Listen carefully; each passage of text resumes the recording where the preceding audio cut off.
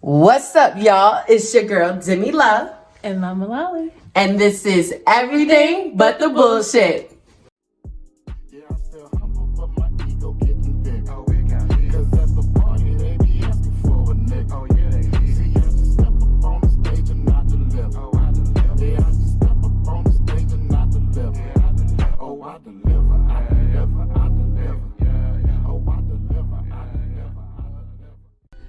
What up? Hey, y'all. We back. What's up, y'all? Welcome back to the EBTBS Lounge. It's your girl, Demi Love. And Mama Lolly. And we're back with a new episode. And this episode is a little different. We're doing something that we've never done before. But definitely expect us to do it a lot more often after this one. We're going to be doing a review of a movie. So this is Ideliver, the United States versus Billie Holiday. Oh my God, this movie Was so good. It was so good. It was so emotional in every sense of that word. The emotions portrayed in this movie were like that. This is starring Andra Day as Billie Holiday. She did an amazing job, you guys. So this episode, we got a lot coming for you. I'm going ahead and put out spoiler alert. So if you have not seen it, you do not want to watch this, because I'm going to tell you the whole movie. Like, that's legit what we finna do. Yeah. We finna tell you the entire movie, so we're warning you. This is a spoiler alert. I mean, but in our defense, we are the type that we're gonna tell you what happened, but we're gonna tell it to you in such a way that you're still gonna want to see it. So that's true. Because don't take our word for it. Please go see it for yourself. Please go see it. But before we get into all of that, you guys, make sure you hit that subscribe button. Make sure you like. Make sure you share. Make sure you hit that bell so you always know when we're dropping something new. Make sure you're following us on all the social media. On Facebook, Everything But the BS.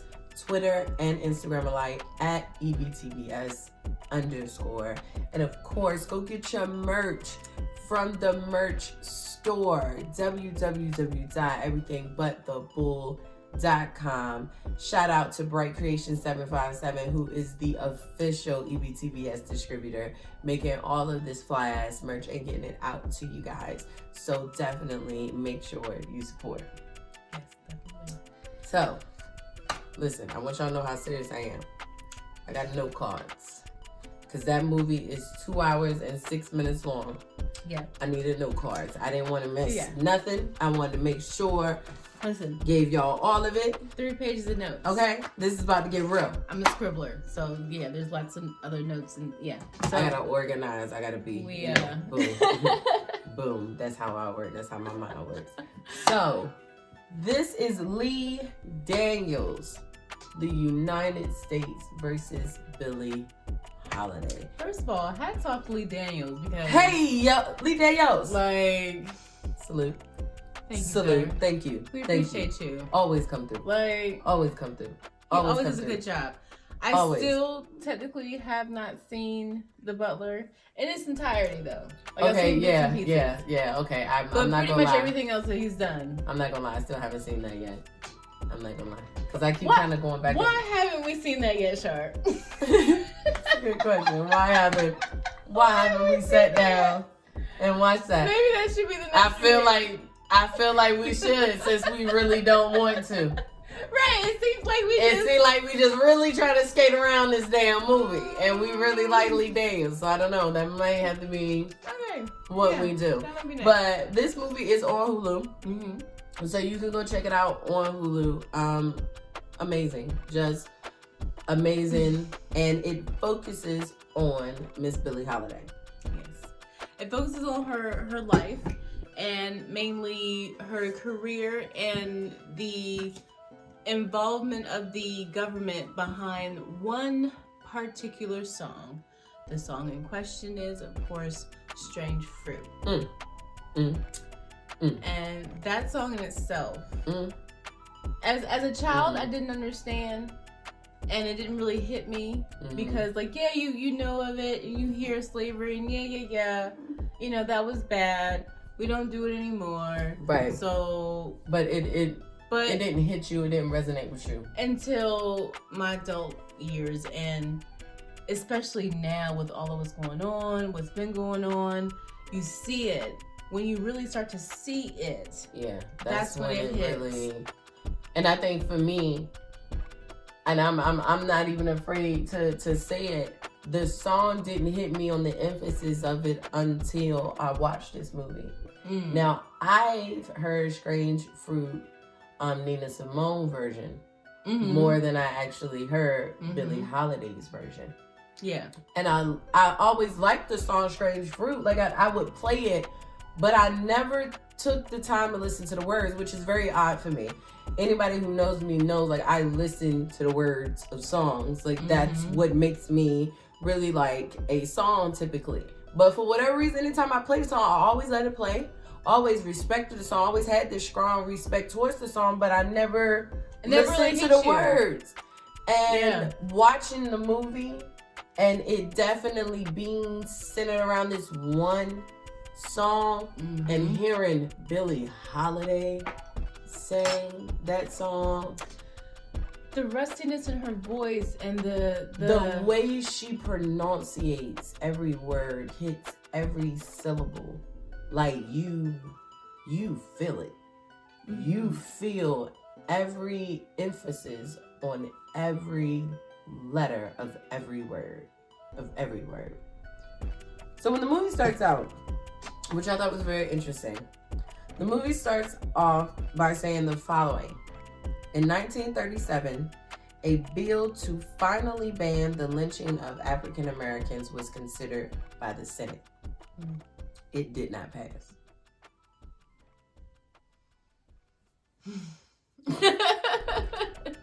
Let's just sit in that for a minute. Let's sit in that for a minute. Now, we do understand the time frame, 1937. Right. But to really sit down, and I want y'all to think about this in a very simplistic way. There had to be a bill asked to be put in place to not lynch people, to not lynch a human being, to not be able to, because I'm mad at you, or I feel a type of way about you, I don't like the fact you got locks, I don't like the color of your skin, that I'm just going to hang you from a tree, from a bridge. Yeah. That fact. And it did not pass. And it did, that bill did not pass. Like, they literally thought about it, was like, nah, we good. We don't need to put it in that. That's not important. We don't think that's relevant enough. That's not relevant right now. There hasn't been enough lynchings. There hasn't been enough. I think when we get to, like, let's say 5,000, I think we'll be good. Maybe.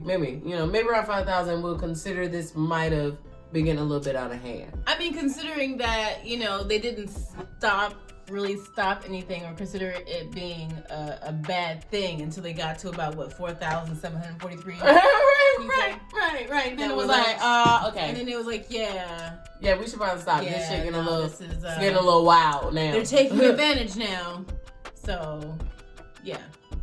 So with that being said, it says Billie Holiday rose to fame in part due to her song Strange Fruit, a lyrical, horrifying description of a lynching.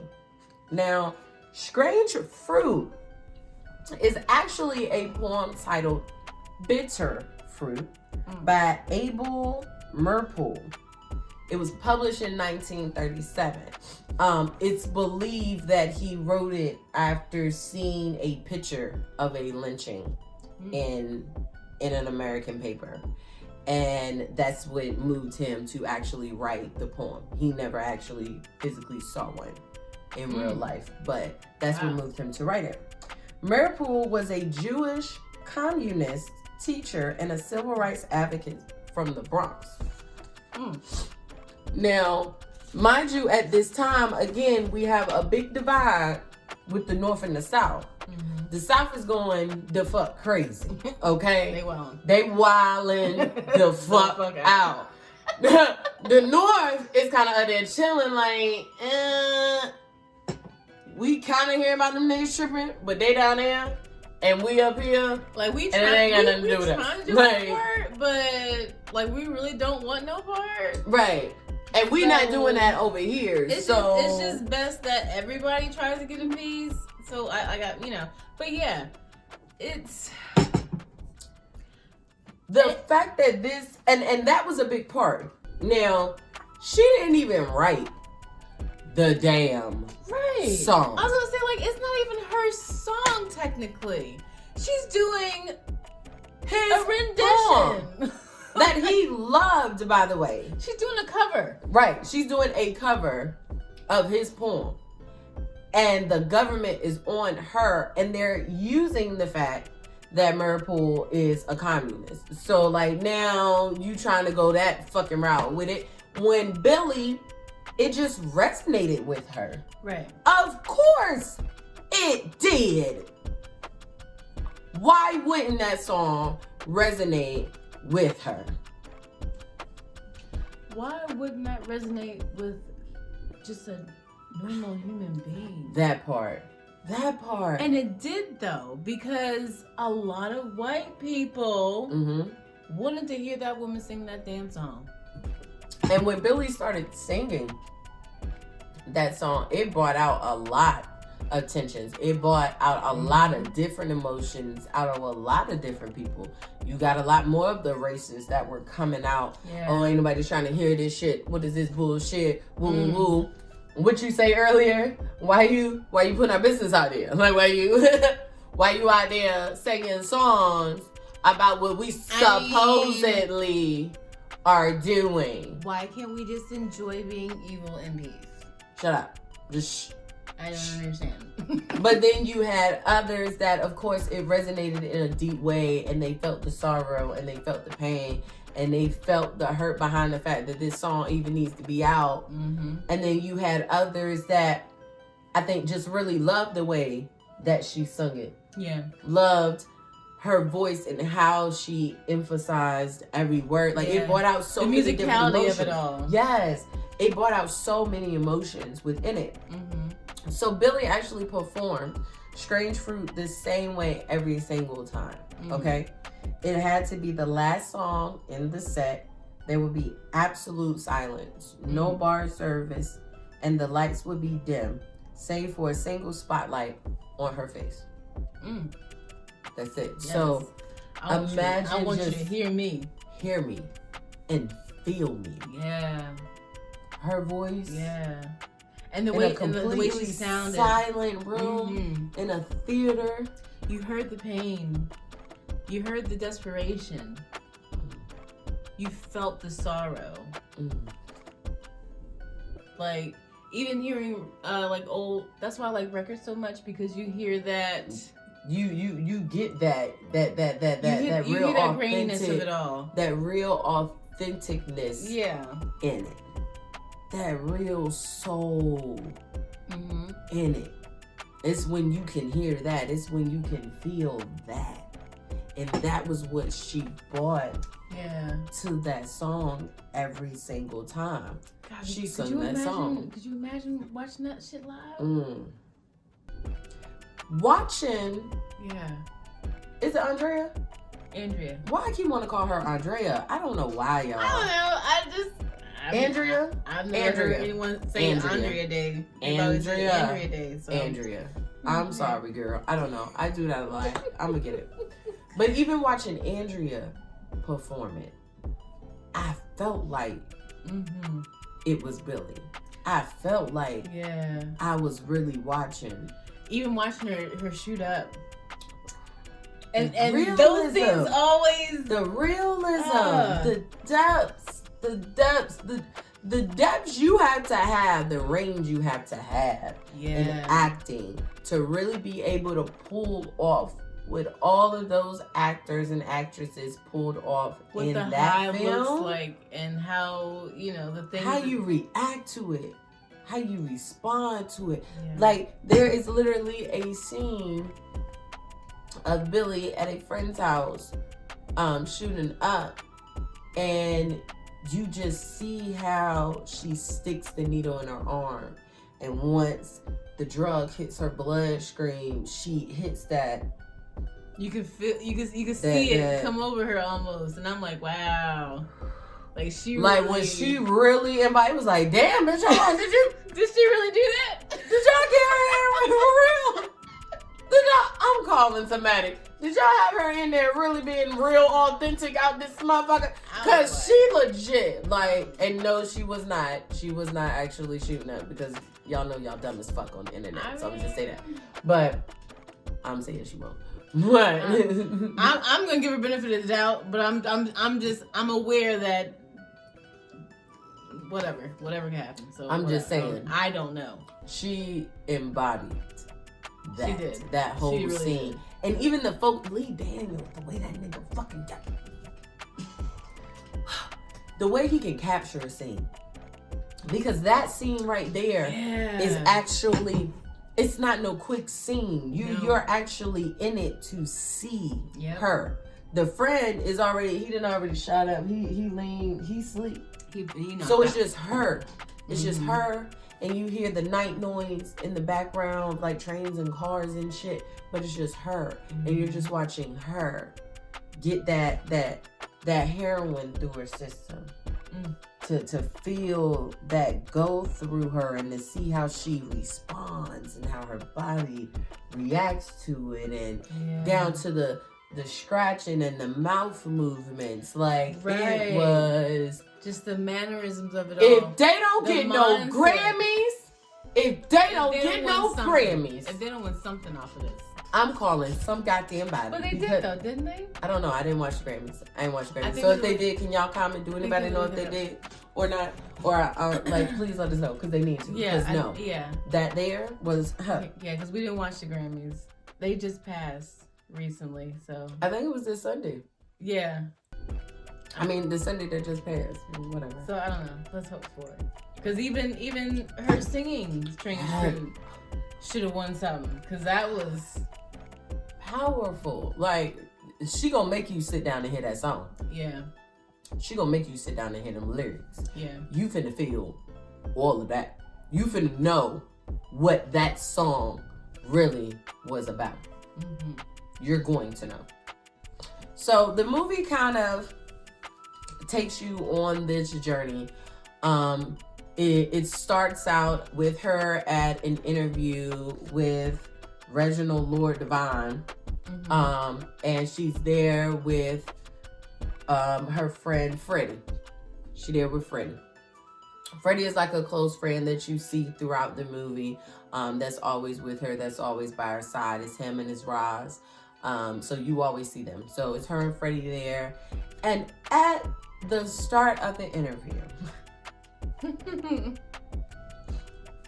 Reginald asked Billie Holiday, what is it like to be a colored woman? And from there, I was like, oh yeah, let me. Right. I need to take some notes on this, because this. That's when. That is when, nigga, I knew that. Now, mind you, I knew that at how they started it out. With the you telling me about this bill that was, you know what I'm saying, offered out, and they said, oh no, we not doing that. Oh, so that's how we starting this movie out? Off that? Off of that? Right. And then we go into the interview? Right. And you legitimately ask her, what is it like to be a colored woman? It's like asking the reverse sounds so trivial and so silly. Right. It sounds so, because we already know what it's like to a point what it's like to be white. Right. I'm sorry, y'all. Like, I'm not saying that there aren't outliers. I'm not saying that there aren't people that you know don't have that quote unquote silver spoon. Right. But overall, just by appearance alone, you tend to have an advantage, and I don't get why they don't see that. That part. Give me a second, guys. I gotta get my face together. I don't know what's going on. So I'll be back. Pause for commercial break. With you, I can be sad with you. Just take my hand. Alright, y'all, we back. My man, thanks for pausing for that commercial break. Always get something in my eye. Goddamn eyelashes. I swear they always get curling and shit. Yeah. And they crazy as hell. But as we were saying, to get asked that question, what's it like to be a colored woman? Like, yo, you really asked that. Like, to have to ask that question just really goes to show how you really look at us. Right. How you really view us. Like, you know, you normally ask that question, hey, what's it like to be a doctor? Right. What's it like to be a world-renowned singer? What's it like to, you know... To be the head chef. Right. You know, what's it like to be an elementary school teacher? You know, that's normally the way that question is asked. Right. Not in the form of what's it like to be the skin color you were born with and the gender you were born with. I mean, it sounds cool for me. Like, it's like, what else do you say other than I'm dealing with it? Like, it's and she either I like it or I asked- don't. But And she asked him, like, yo, would you ask some white actress, she named some white actress or singer, would you ask her that? She's not colored, silly. No. so they're already off rip establishing that their life should be the norm, and anything outside of that is exotic and strange. That part. And I just don't understand it. So I need to understand what is it really like? But you're not asking that to understand. No. You're asking that to That explore. part. Because you don't really care. Because you ultimately see how we're being treated. You see what it's like. But you're choosing because you don't live it. Because you don't have to deal with it. Oh, because, you know, you must have done something. Why don't you just behave? It was actually said to her in the interview. Like, Yes, why won't you just stop singing just the stop damn singing song? the damn song and It's behave? just the song and be. What? How would you feel if someone said, I don't like the way you drive, so just stop driving? Like, why is that so hard for you? They don't like how you drive, so just stop driving. Make it easier on yourself. But no, how What? I drive is, defensively, and I'm not speeding all over the place. I'm not getting into accidents. I'm not. So you don't like that. So you just want me to stop transporting myself, getting where I need to go. You want me to stop my way of life. Right. For the sake of you. For you. To please you. And it's that part. Like, the audacity of you even asking me that. And like I said before, like, why can't you just be happy with what we give you? Right. Why can't you be happy Right. with being here in this level? Like, there's still good things in this level, but no, I've seen what the other levels look like. Mm-hmm. You're telling me what these other levels are looking like. Mm-hmm. Why can I be at that level? Oh, well, this is not just for your you place. right now. This is just your place. Right. No, you don't get to decide that. Right. That part.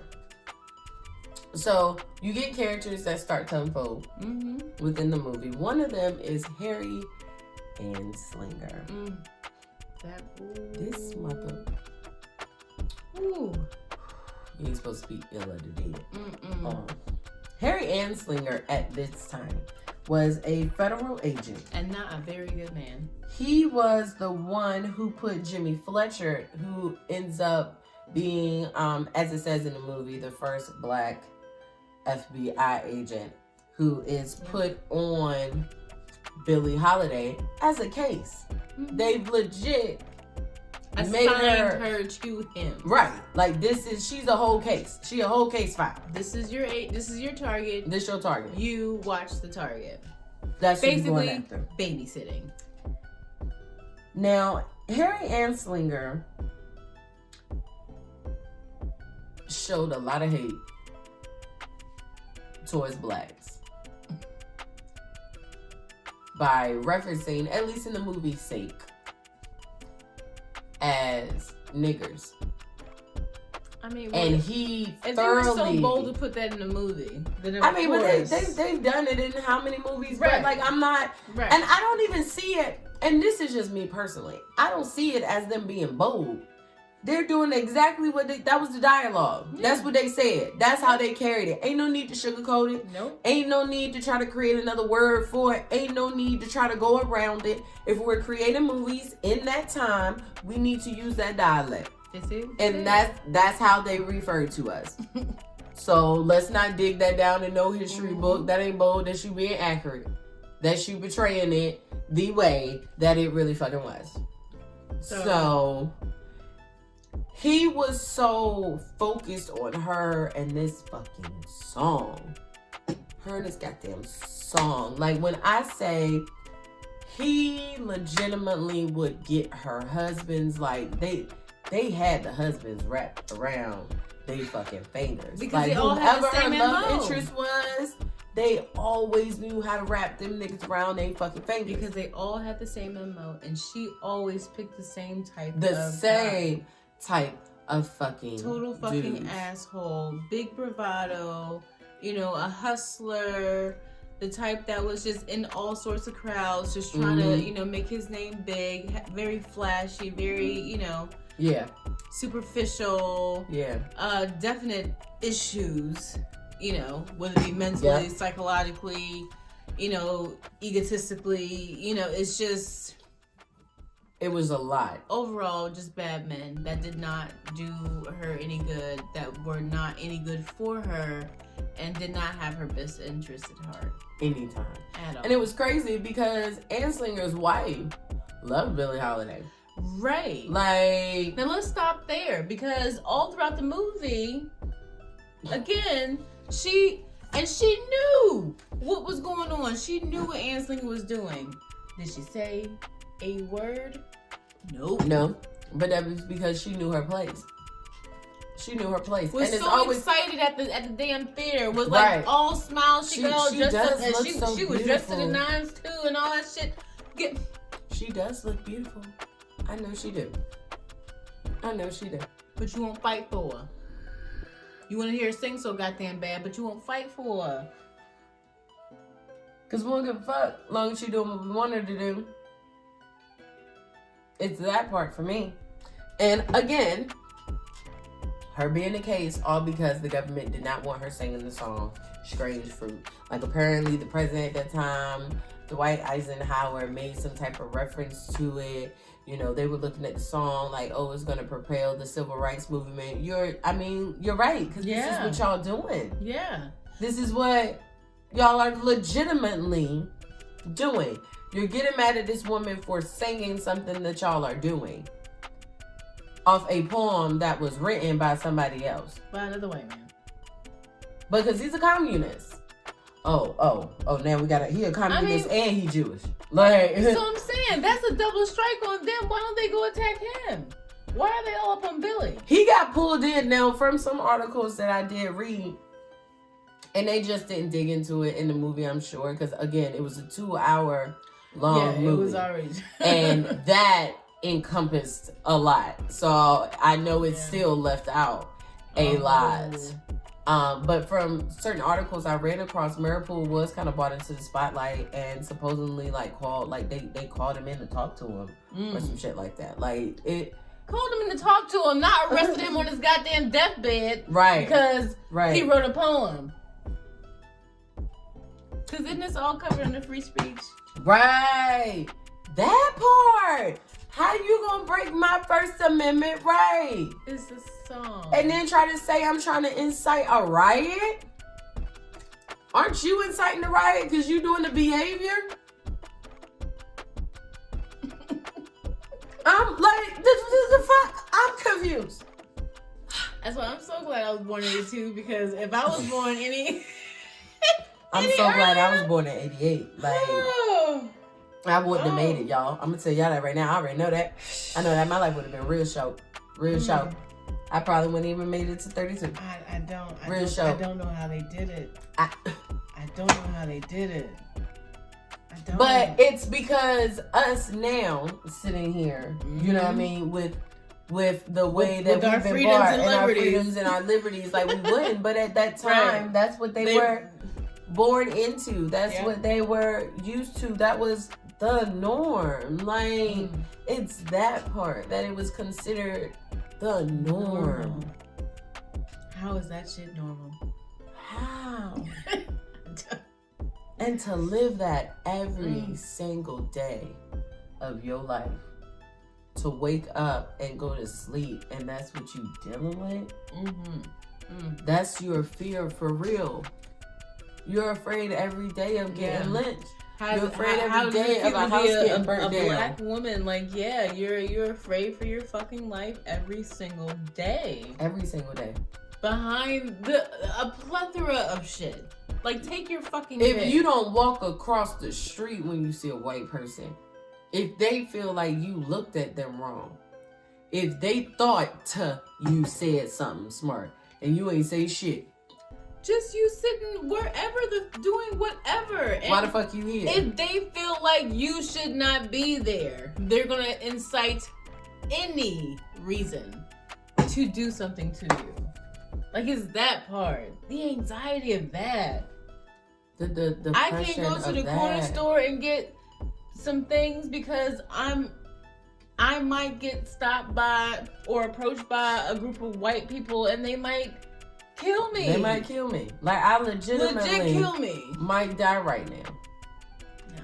I could die just from them seeing the house I walked into and wake up to my house on fire.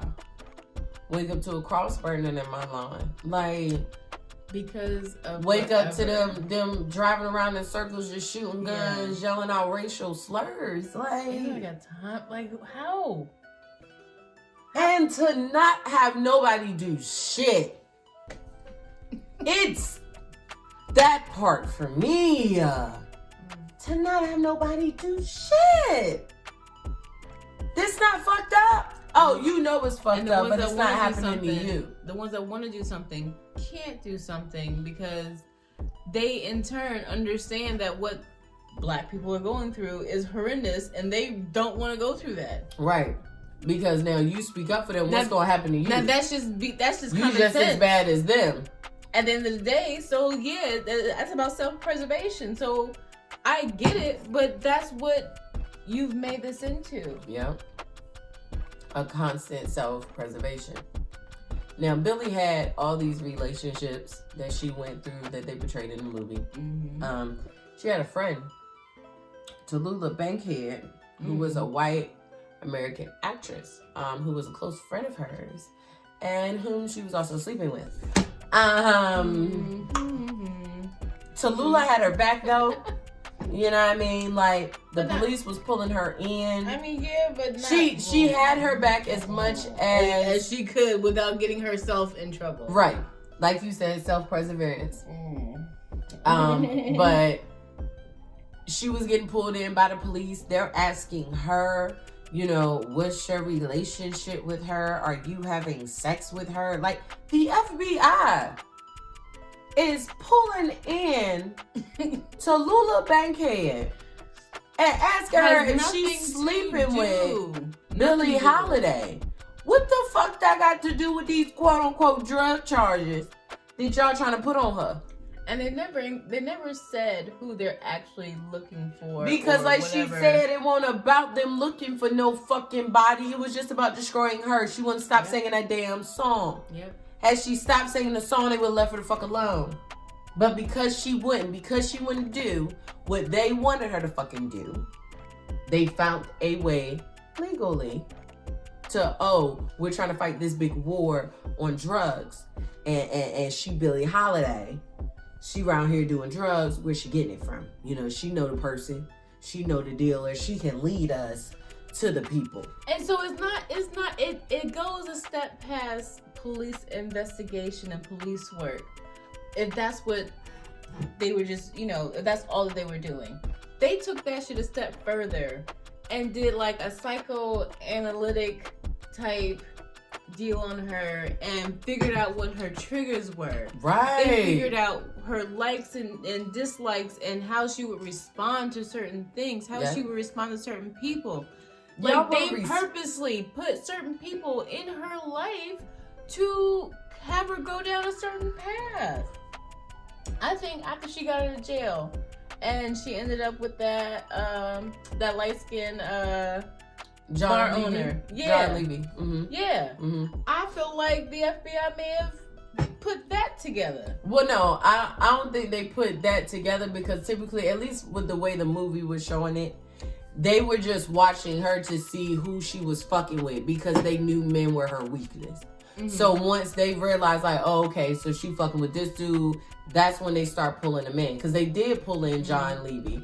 And the John Levy actually helped them plant drugs on her, but those charges ended up getting dropped. They were constantly pulling in husbands, pulling in love interests to try to wrap them because they close to her. So they're trying to use them to infiltrate her. You're too deep into this. This ain't about no fucking drugs. That's too messy. This ain't about no fucking drugs. That's way too messy. It's one thing using the boyfriend or the partner as like an informant, and they're giving them information, but you're legit giving them drugs and saying, hey, plant this on Billy. Right. Let us know when you about to do it and we'll bust through the door. Or better yet, yo, we coming at 10:15. Watch the clock. Have the drugs on her by 10:15. By 10:15. Because we going to be there and we coming through the door. You ain't got to worry about shit because we just coming for her. I can't. This is policing? That to me is not police work. Hell no. And we know it ain't. Exactly. Like, it's legit illegal. It's always crazy to me how y'all are always doing some illegal ass shit that the law somehow can't fucking get you on. Because she was trying to be clean. It's illegal. Like, she was trying to but be we clean can't get you in trouble for it. And they purposely found reasons and opportunities to try to get her. They legitimately triggered that woman. Y'all come into her concerts. Y'all come into where she's performing in uniform, just watching her to see if she gonna sing that fucking song so you can arrest her. You know how much anxiety that is? And y'all white. Do you know how much money you have to spend on that?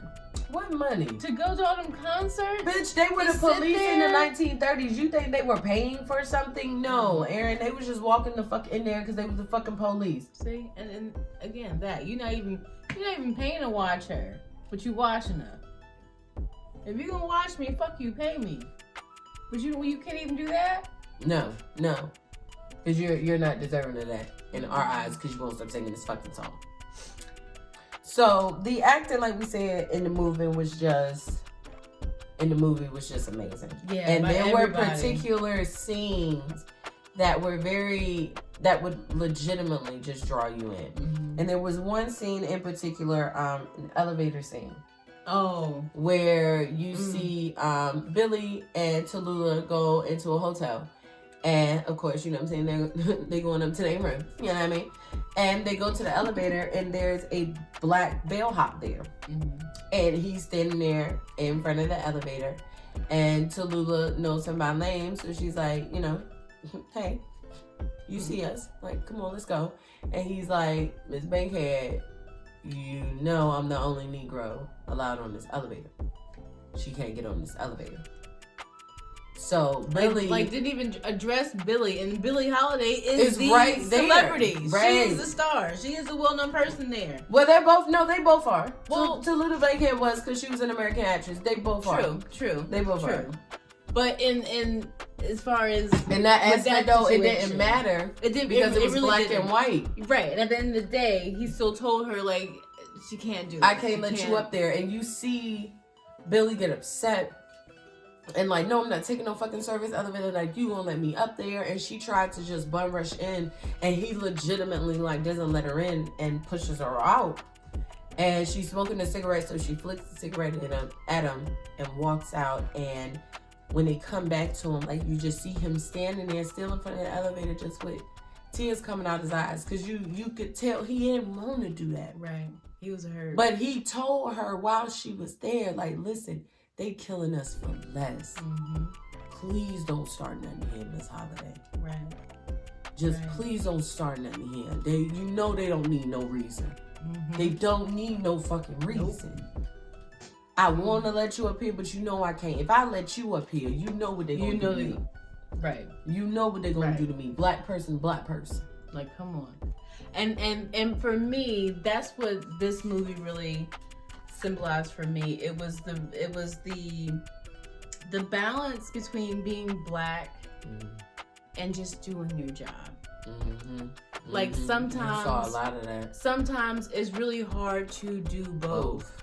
It really is, because you're put in certain situations, and it's like, damn, I know what I have to do is inherently or morally wrong, but I have no choice to do it, because if I don't, I'm not going to be able to feed my family. I'm not going to be able to live life the way that I need to live it. Or I'm not going to be able to live it, period. So what do you do?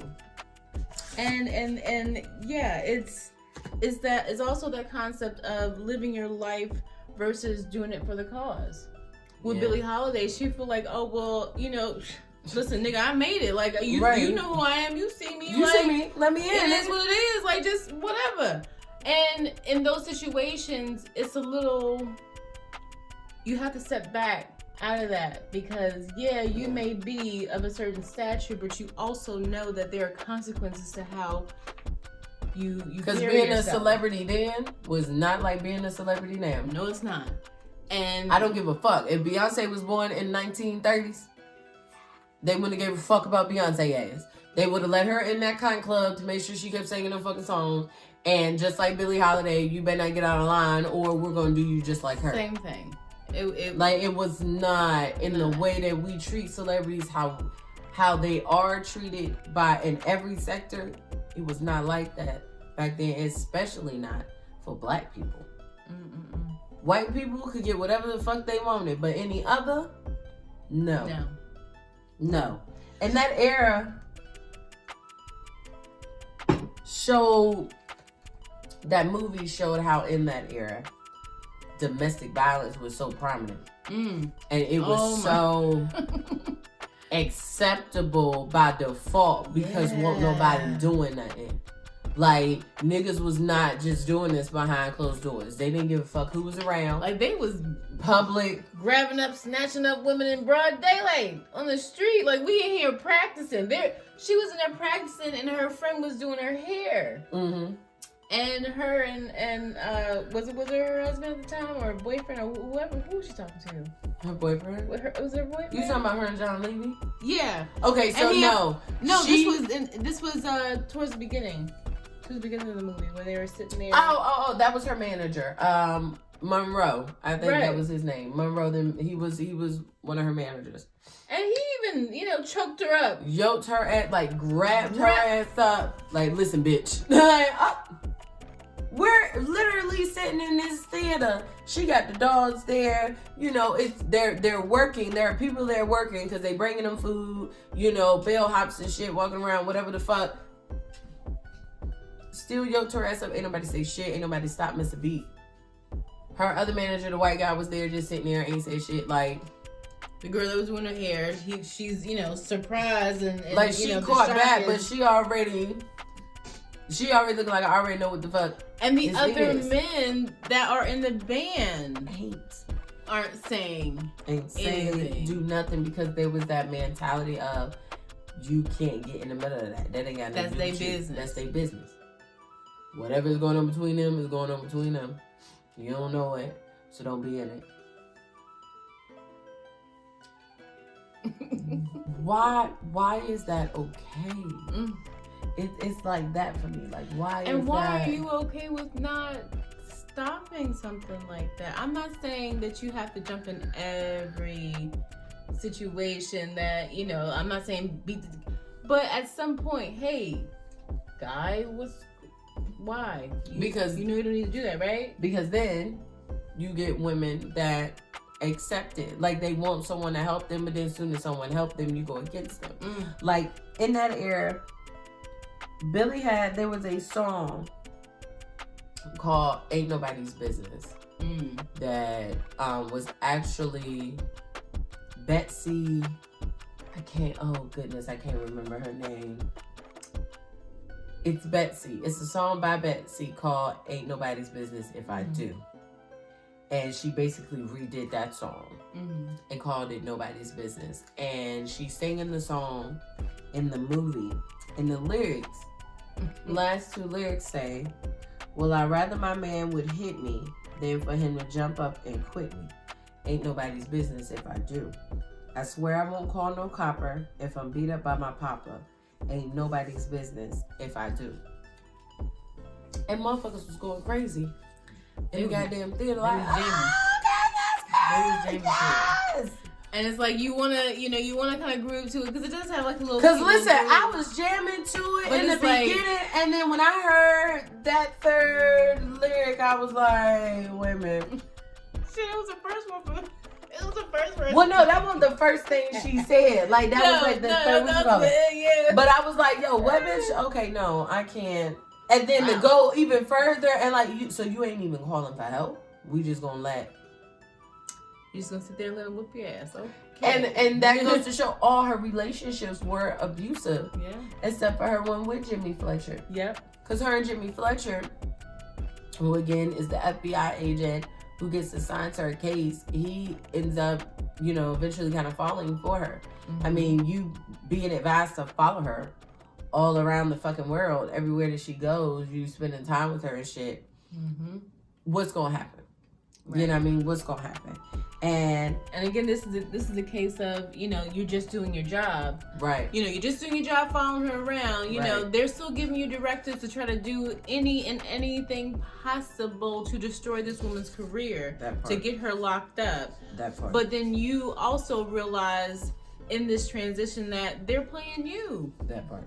He was getting played by the FBI. The only reason, it seems to me like the only reason why the FBI hired him was to do this type of work. And they knew that because it was crazy of how they acknowledged it in the movie of like, oh yeah, they knew they couldn't get no white boys to infiltrate Harlem. Exactly. Right. Because so it was about the drugs. Well, we need to get it. And that's what y'all saying, that it's about the drugs. And that's what Fletcher, that's why Fletcher went into it, because his whole thing, well, my father said drugs would be the death of the black community. Yep. So he felt like that was his fight to fix the black community from the drugs, not realizing that it's the government that's putting the drugs in here. Their community. And it's the government that is making these people, putting these people in these situations to get them locked up and hemmed up. And now that you finally see that, even though you may have risen above that quote unquote status, you think you up here with these white folks,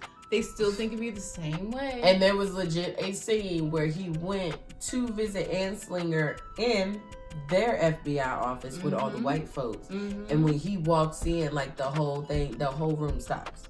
They look at him like, who the fuck? Oh, I know you're not supposed to be in here. The fuck? Like, he even walked up to the desk and the ladies looking at him like, what the fuck you want?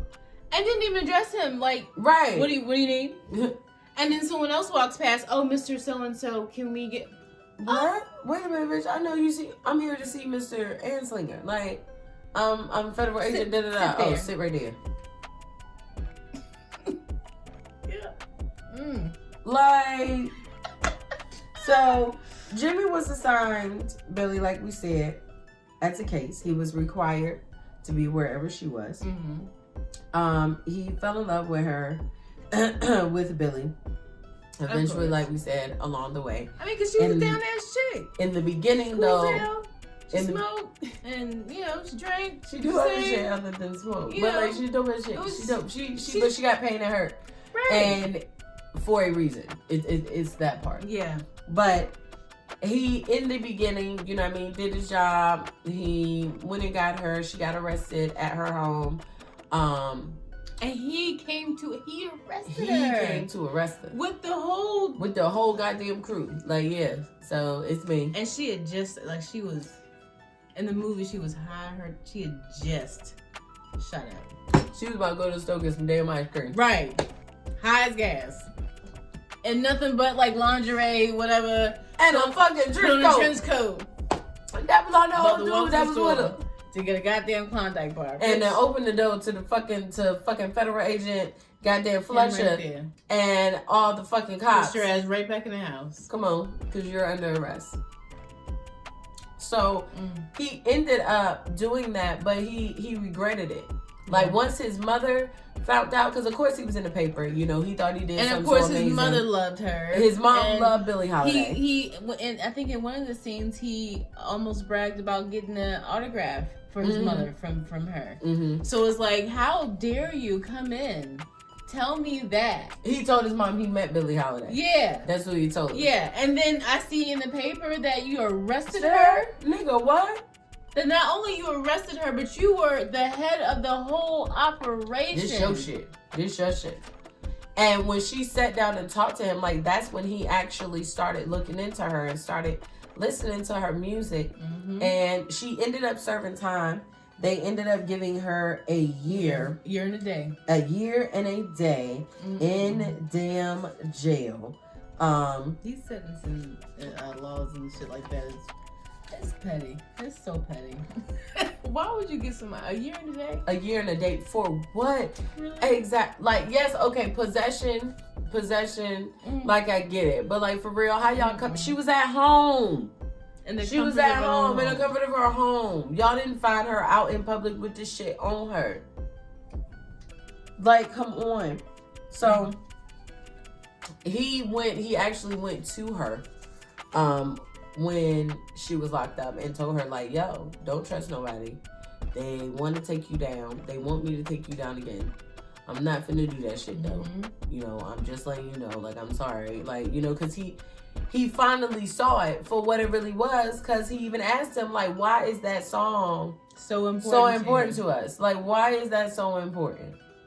And he basically told him, like, oh, because you see how that song makes people react. Yeah. You see what it does to folks. And Anslinger says, you see how it makes the niggas react to Fletcher. Like, are you right serious? To his face. So it's I can't say enough about this damn movie. Go ahead. Billie was addicted to heroin, and like we said, the drugs the FBI used that against her, down to harassing her, trying to plant drugs on her, watching her every fucking move, because to them that was gonna be their way to get her to stop singing that song. If we lock this bitch up long enough or enough fucking times, she'll stop. Or we keep drugs around her and she keeps, you know, doing, these types of behaviors. She'll eventually kill herself and save us. And we won't have to worry about her. She went through periods of being clean. You know, it was on and off. She would have months where she would do really good, you know, wouldn't use, and then of course some shit would happen. Yeah. When you got all of this going on, it ain't enough that I got to deal with being black. It ain't enough I got to deal with being a woman. But like now I got to deal with the fucking government fucking with me. I ain't doing nothing. I'm singing a poem. That's what I'm doing. I'm singing a poem that won't even written by me. And y'all over here fucking with me. Y'all don't have nothing else to do. Ain't shit else to do. Y'all so concerned about the war on drugs, but you concerned with my Billie Holiday ass. Why? I don't understand.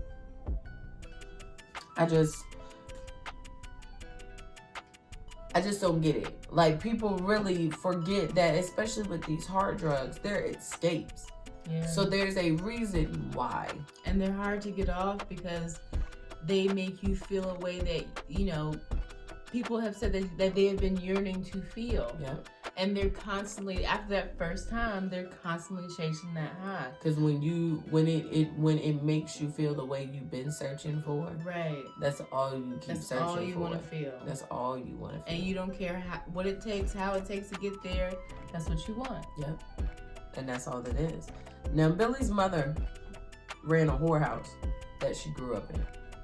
She started working around around there like at 6. You know what I'm saying? I'm pretty sure probably like cleaning up and shit like that. Let's hope. They said in the movie that when she was 10 years old, she was raped. And her mother did end up putting her out as a child. You know, kicked her out her own home and told her that, you know, the lady down the street got a room for her. I told her to take good care of you. It's that part that at that time frame, that's legit what motherfuckers was doing to their kids. Right. Like, to think our kids now, we can go in a room and be like, hey, it's time for y'all to go out there and figure shit out Make this on your money. own. So, yeah, bye. And try to make kids. Right. If you don't come back with this X amount of dollars, you consider yourself out. How the fuck? How? But I mean, and seeing that scene, it's understandable because it's like, yeah, the child shouldn't be there anyway. That's not the environment that you need to a whorehouse. Seriously, right, for real. What are we doing? For real, like walking through with people outside the rooms, inside the rooms, fucking, groping, kissing, sucking. And the fact that that mother felt as if that's all she was really good for. Yep. And you don't want any better for your child. Because she told her, go out there and make a man feel good. Right. Touch him, you know what I'm saying? And then she said, I don't want to do that. And the mother's like, well, it was good enough for me. It's good enough for me. So like, why it ain't good enough for you? You need to go out there and do that. To tell your kid that, to have your mom tell you that. Right. As a child. Like, just sit and think on that. And y'all wondering why she's doing heroin. You wondering why she's singing. Those are the only two outlets. Those are the only two things that give her some form of solace or comfort from the bullshit. Right. From the bullshit of it all. Yeah. Because that's all that she's had to deal with. It's bullshit. One bullshit situation after bullshit situation after bullshit situation. So after she, you know what I mean, went to jail for her year and a day. Now actually I'm going to backtrack because there's a scene in there at the Earl Theater in Philadelphia. May 27, 1947. She performed Strange Fruit. Well, was going to perform Strange Fruit at this theater. When she comes out on the stage, there are police officers and the FBI just lined up at the back. Waiting. Like, waiting. You can see the shock on her face of like, what the And she's like, okay, I know what y'all here for. Because y'all really think I ain't about to sing this goddamn song. I'm going to sing this goddamn song. She gets out the first line of the song. And that's all she got out. Them motherfuckers, boom, go get her. Prez, one of her bandmates. What did Prez play? Was he the horn or the saxophone? Yeah, I think it was just the horn. He played the horn. Prez gets her out of there, throws her ass in the fucking car. Like, let's go, we out. We got to go. But y'all lined up in numbers for this one fucking woman. They lined up like it was finna be a mob. Right. They were lined up like it was about to be a riot. Why? Like, she's working, she's performing. Like, I feel like that's where well, not where NWA got the you know, they did the same thing to the NWA at their concert. Oh, yeah, they did. With Fuck the Police. Yep. So I envision, every time I hear that, I envision that. But originally, that's... And that's probably where they got it from, that tactic. Let's use that tactic. They've been using that tactic. Before. Right. They've been doing that. So like we said, after that, you know, get arrested. She spent her year and her day at the Alderson Women's Prison. When she gets out, Ross and Freddie and Prez are there to pick her up and whatnot. and they have Ed Fisherman with them. Now, Ed gets her headlining at Carnegie Hall, and she's a little worried, you know what I mean, at first, like, ain't nobody finna come see me. I just got out of jail. Right. They don't give a fuck about me. And they're like, yo, no, like, we started, you know what I'm saying, ticket sales, and they selling pretty good already, so we think it's gonna be good. She ends up selling it the hell out. And when she comes out to perform, who's sitting in the front seat? Anslinger, his wife, and a couple other FBI agents. And she gets asked to sing the song. To sing Strange Fruit. By a white lady. And she kindly says, Like what? I'm afraid I ain't gonna be able to do that song. But yo, niggas are really coming here because they want to hear me sing it. And y'all niggas mad at me. Y'all niggas mad at me. So around that time, they had to have cabaret licenses to be able to actually sing. Mm-hmm. The government made it so she couldn't get her fucking cabaret license back. So it was hard for her to work. Y'all took fucking money out of her pocket, food off her fucking table. Right. All because of a fucking song. Let's not get it confused and twisted. Yes, they're using drugs, but this ain't behind no fucking drug. Nope. This is behind a song. One song, Strange Fruit. That's what it's behind. That's their problem. Yep. They just want her to stop. She won't fucking stop. So that's a goddamn issue. And now they coming after her. So, with that being said, she started working in Philadelphia and Washington, D.C. because she didn't need a license there. She ends up meeting John Levy. Perez puts her on to John Levy because he finds out about him from somebody else. John Levy has a spot and he allows her to perform at that spot. Mm-hmm. So of course they end up getting into a relationship. Of course the shit is fucking abusive. They never get married though. There's never an actual marriage. He's talked to her about marriage, but she's like, yo, just shut your ass up. We not even gonna play that game. He ultimately gets wrapped around the fingers of the FBI and goes to plant heroin on her.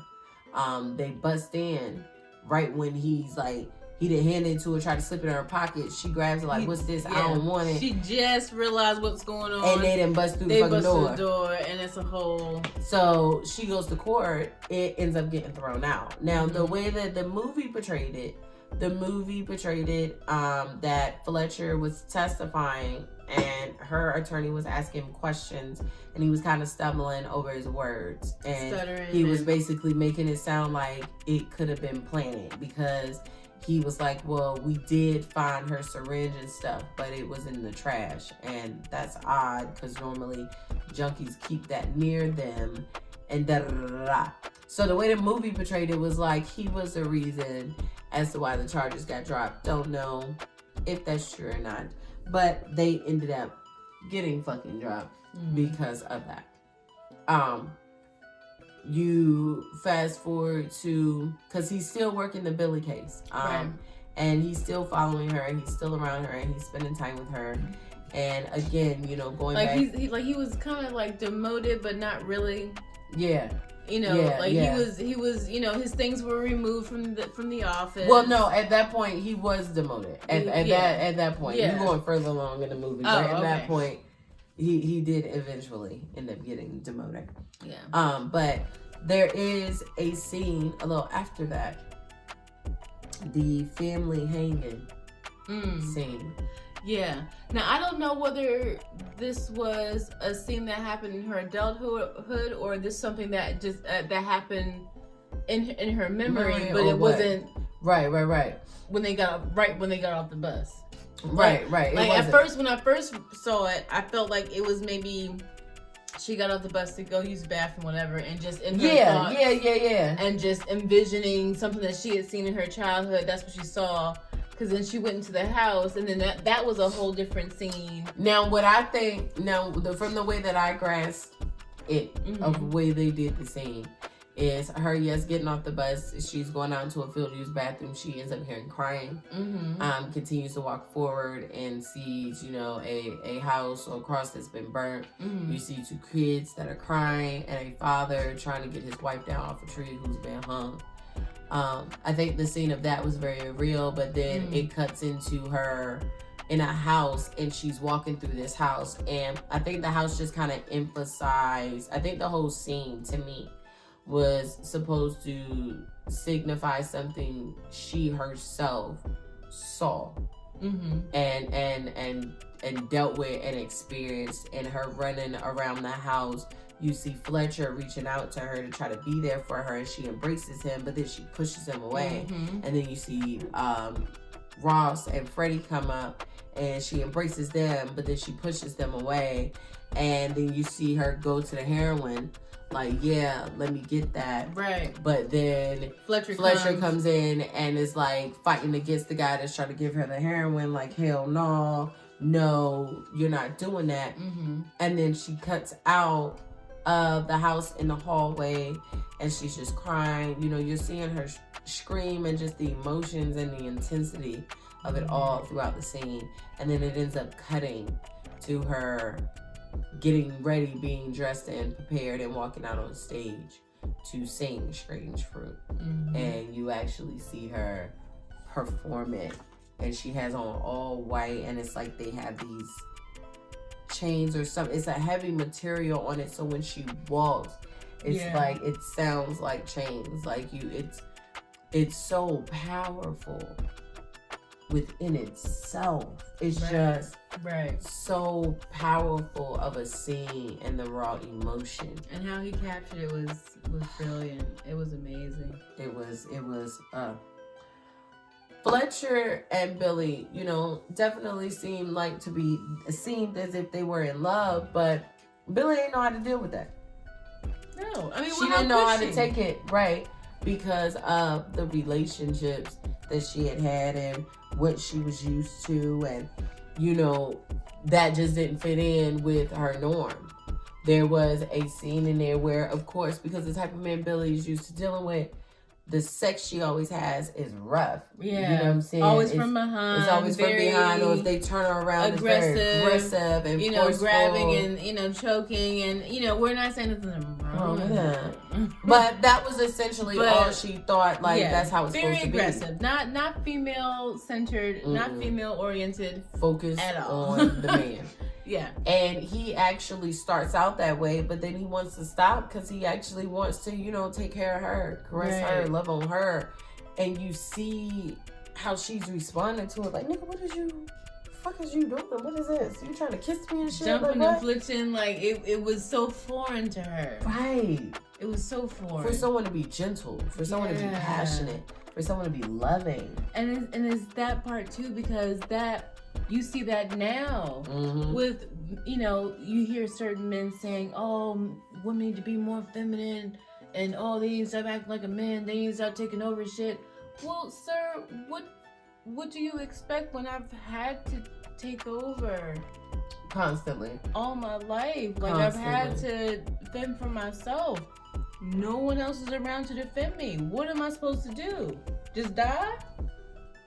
That's your answer for that? And it's that part. So it's like, even when you see that, you don't even recognize that, she must not have had the opportunity to be in her feminine energy. Yep. So let me come in and try to reassure her and show her that, yes, you can rest now. And that's what he was trying to show her. And she could not take it. And she couldn't take it. So there's a scene where the bus breaks down, they're stuck. And she ends up deserting the band. She calls Louis McKay. Louis McKay is actually a guy she ends up meeting who ends up knowing John leaving some way, somehow. Yeah. Because they exchange looks in a restaurant when it's actually the first time that Louis McKay meets her. Her and Louis McKay do end up getting together and actually end up getting married, and then ended up separated. I don't know if they actually were divorced by the time she passed, but I know he was the actual last legal husband that she had before she passed. So in this scene, you know what I mean, he comes to pick her up. The band is outside like, Billie, we know you ain't finna leave us. Like, Prez is pissed, you know, and she takes Freddie and Ross with her, leaves everybody else, including Fletcher, because he was there. Yeah. You know what I mean? And broke up with him, essentially. Right before he pulls up. The nigga pulled up. Like, no time for no talking, no explanation, nothing.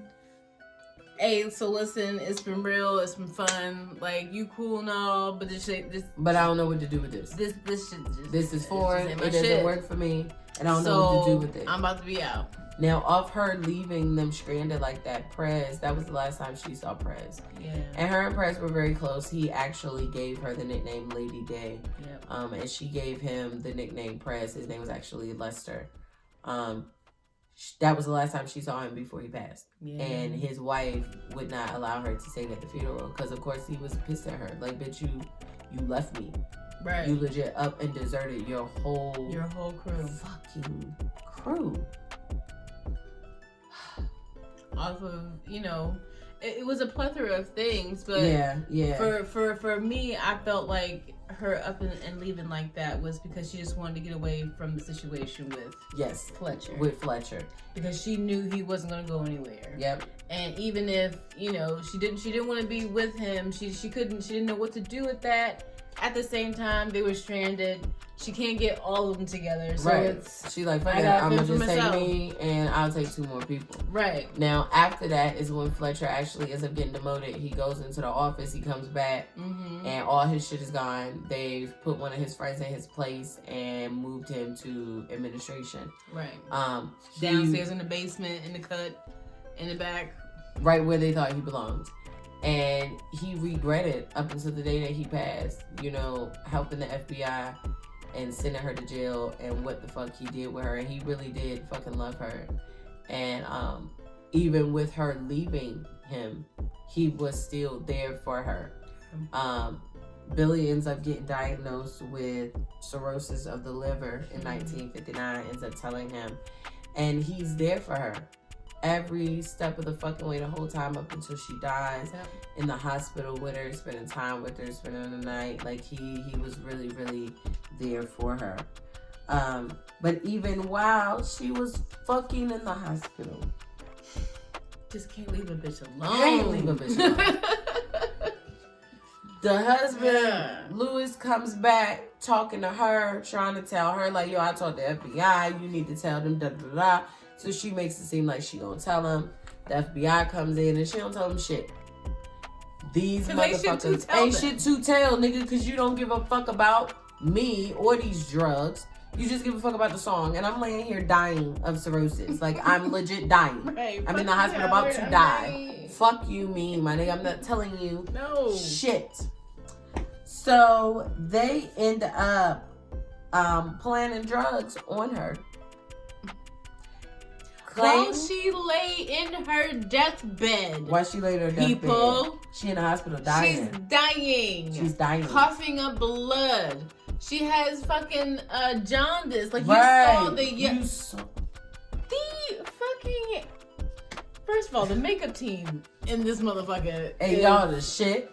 Oh my god. Because she looked She looked sick as fuck. She looked sick as fuck. She looked like, oh yeah, bitch, you finna die. I guess it's context that they used. Them Girl, shit, I don't know what the fuck they used. Looked so realistic. Because have you ever seen a person with jaundice like that? Yeah. That shit looks horrible. And Girl, my mother had cancer and her kidneys failed. God. Like, come on now. She looked sick as fuck. So they planted drugs on her and arrested her while she lied dying for finding said drugs. Billie Holiday ends up dying on July 17, 1959. Which happens to be my birthday. Yes. Not 1959. Right. She was born in 82. I was 82. But, you know. Yeah. She died on her birthday and she was under arrest when she died. Still ain't telling him shit. Handcuffed to the bed. By her feet. by her feet. How disrespectful. She's dying. Nigga, she ain't even shot up in who knows how long because she been dying. Right. I mean, I don't know about you, but I personally wouldn't want to be thinking about heroin when I have cirrhosis of the liver. Like, I'm coughing up blood. I'm coughing up blood. Like, the most I'm doing right now is smoking these cigarettes. Like, that's right. it. That's it.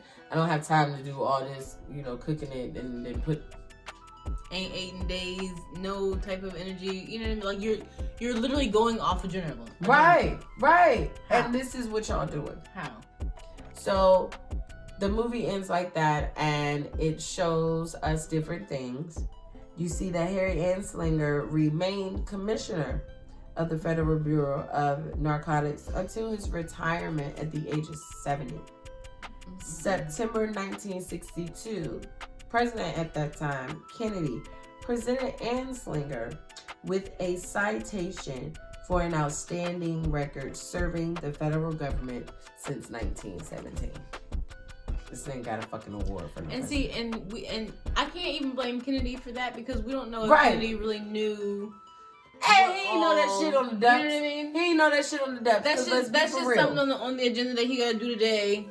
Oh, okay, give this award to Get this award so-and-so. to da-da-da. I gotta sign this decree. Right. Do da-da-da. So I'm not putting that on Kennedy. But still, it's like still- the fact of like all that shit that he was And you're doing. still getting recognized. You're still, there's no atonement for it. None. There's no None. accountability. None. No nothing. And that's truly, truly heartbreaking. In 1978, Billie Holiday's Strange Fruit was inducted into the Grammy Hall of Fame. And 78. In 1999, Time designated Strange Fruit Song of the Century. And as the movie goes off, we go back to a familiar scenario that we had in the beginning. And it says in February 2020, the Emmett Till Anti-Lynching Act was considered by the Senate. It has yet to pass. Mm-hmm. Now, I know that since that movie that they have, when it had the House, Senate passed it, they were just waiting on the House, and the House put in a revisement. They revised it. Okay. So then they turned it into the Emmett Till anti-lynching act. Okay. So yeah, they did wind up Act. passing that, but it's just the fact of the Republicans had to come out with a revised edit. Like, what could you have possibly revised? And I looked it up myself and read through, of course, a whole bunch of words that you really have to sit back and ponder what the fuck they mean. Because that's what everything in law is. You know what, Google? Y'all should make like a Google Legal translate. Layman's terms translate or something. Like, can we put in legal translate? Like, is that what they? No, that's what I'm saying. That? They should call it, bitch. Oh, legal translate. That's okay. what they should call it. I thought they already had it out. I was like, bitch, we need to find that now because that just had my whole head spinning. And I'm a pretty smart girl, but goddamn. Because a lot they be using a whole bunch of extra words. And it's like, what, bitch?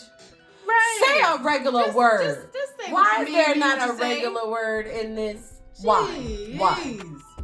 So all in all, y'all, the United States versus Billie Holiday, amazing woman.